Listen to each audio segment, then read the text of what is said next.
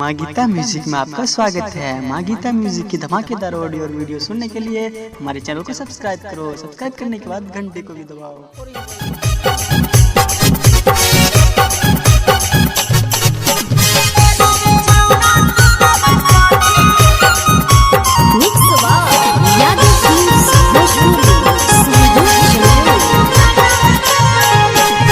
हमारा से हमर बलम लागे सखी घोड़ा है। हमारा से हमर बलम लागे सखी घोड़ा है।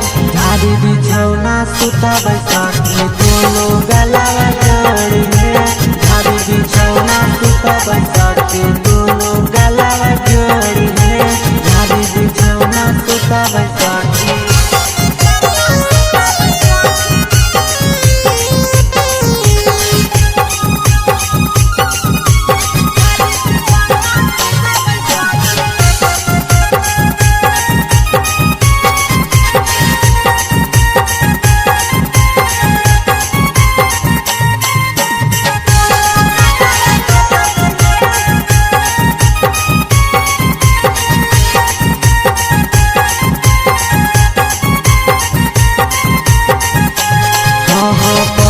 लिखल हमर बलम इंग्लिश में करे बात है।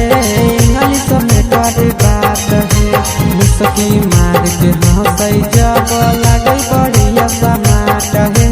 लगे बढ़िया समाट है। लगे बढ़िया सखी पढ़ल लिखल हमर बलम इंग्लिश में करे बात है।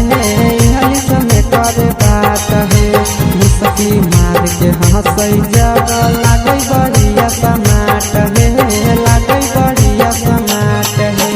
के करो से हमर बलम नहीं है कमजोर है। के करो से हमर बलम नहीं है कमजोर है। झाड़ी बिछौना सुता बैसाखी दोनों गला जोड़ी है। झाड़ी बिछौना सुता बैसाखी दोनों गला जोड़ी है। झाड़ी बिछौना सुता बैसाखी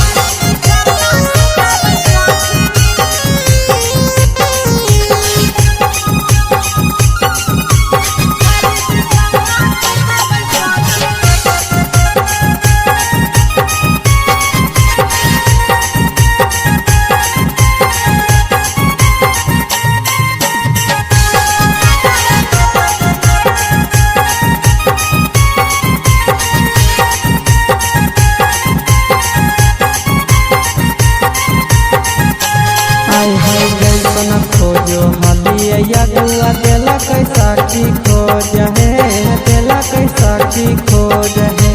पिया भाया शीश के संग यूही बैसाखी मौज है। यूही बैसाखी मौज है। सुनर सखी जैसन खोजो हलिया गुआ देला कैसाखी खोज है। देला कैसाखी खोज है। पिया बानंद हन संग यूही बैसाखी मौज है। यूही बैसाखी मौज है।